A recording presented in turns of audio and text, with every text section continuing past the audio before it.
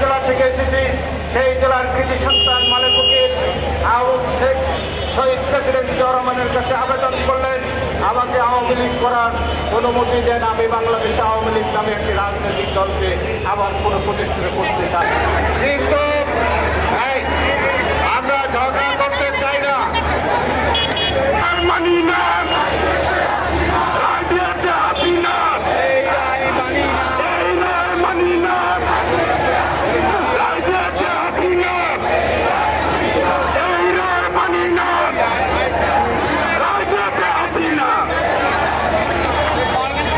আমরা আমাদের আগামী পরশুদিন আমাদের সমাবেশ করব। আপনাদের সবাইকে ধন্যবাদ জানিয়ে আজকে চশমা লাল লাল লাল ঠিক স্বাগত বন্ধুগণ, আপনাদের সবাইকে ধন্যবাদ জানিয়ে আজকের এই সমাবেশের কাজ আমি এখানে সমাপ্ত করলাম। আগামী শুক্রবার এই ওই যে ছেলেটা ওই যে লাল লাল ওইটার আজকে আগামী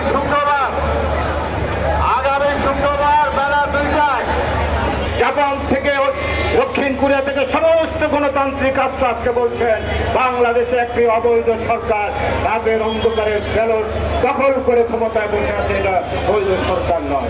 তাই আজকে আপনার বিচার হবে বাংলাদেশে যে 5 বছর অবৈধভাবে ক্ষমতা দখল করে বসে আছেন।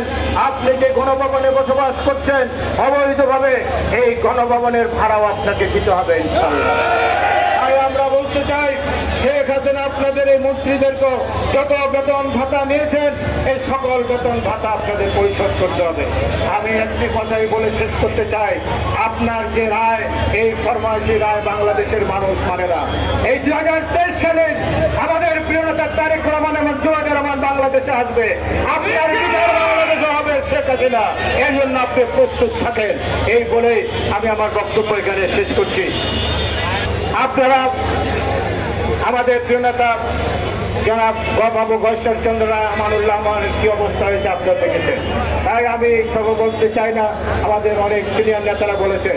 আমি শুধু একটি কথা বলতে চাই, তারেক রহমানের নেতৃত্বে 71 সালে যেমনিভাবে মুক্তিযুদ্ধ করেছে জিয়া রহমানের নেতৃত্বে, এবার তারেক রহমানের নেতৃত্বে বাংলাদেশে গণতন্ত্রের আন্দোলন হবে এবং ইনশাআল্লাহ এই মুক্তিযুদ্ধে আমরা শেখ হাসিনাকে হটিয়ে দিয়ে যেমন পাকিস্তানিদের হটিয়ে যেমন বাংলাদেশ স্বাধীন করেছিলাম, শেখ হাসিনাকে হটিয়ে দিয়ে আমরা বাংলাদেশ স্বাধীন করব, গণতন্ত্র নিয়ে আসবো।